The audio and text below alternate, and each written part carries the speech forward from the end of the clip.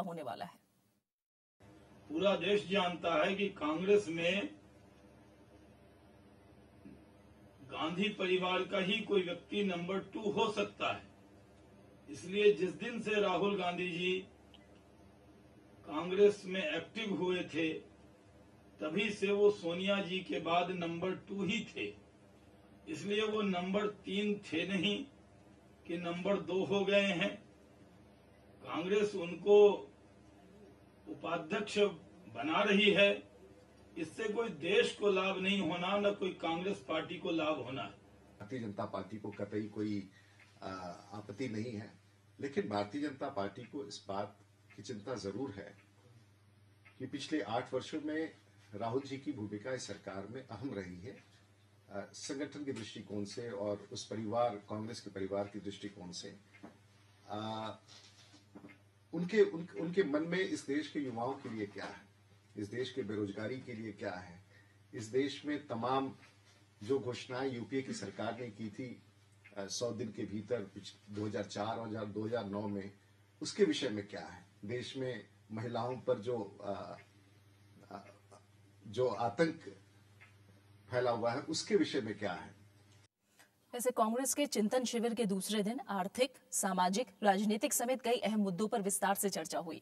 कई वरिष्ठ नेताओं ने पार्टी की नीतियों में अहम बदलावों के सुझाव भी दिए हैं।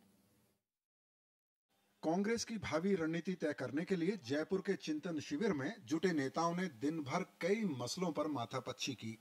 बदलते राजनीतिक हालात, सामाजिक आर्थिक चुनौतियां, विदेश नीति, संगठन की मजबूती और महिला सशक्तिकरण पर बनाए गए 5 समूहों ने ड्राफ्ट रिपोर्ट में शामिल किए जाने वाले मुद्दों पर चर्चा की।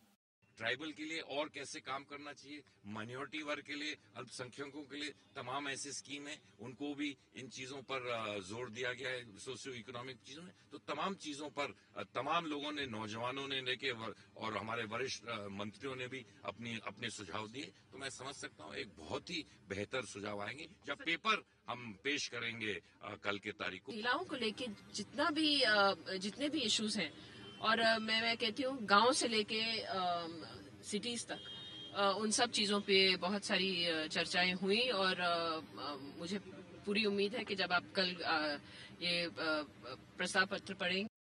सूत्रों के मुताबिक शिविर में हिस्सा ले रहे प्रतिनिधियों ने कई अहम सुझाव दिए हैं।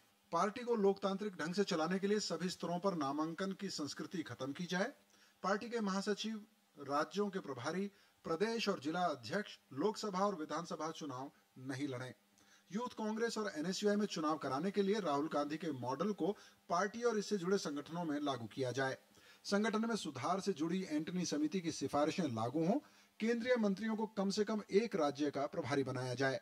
उन नेताओं पर कड़ी कार्रवाई की जाए जो अपनी राजनीति को बचाए रखने के लिए पार्टी के अधिकृत उम्मीदवारों को हराने की कोशिश करते हैं। इस तरह का सुझाव भी आया है कि दो लोग जो बाहर से हारे हैं उनको टिकट देते वक्त विचार किया जाए कि देना चाहिए कि नहीं देना चाहिए। इस तरह के सुझाव भी है। तो तरह तरह के तमाम सुझाव आ रहे हैं उसके अंदर। शिविर में महंगाई और आर्थिक सुधारों की जरूरत पर भी चर्चा हुई। इन सुझावों को पहले कांग्रेस कार्य समिति की बैठक में रखा जाएगा और फिर रविवार को होने वाले एआईसीसी के सत्र में इन्हें स्वीकार किया जाएगा। विशाल दहिया, राज्यसभा टीवी, जयपुर। और इसी के साथ फिलहाल इस बुलेटिन में इतना ही। नमस्कार।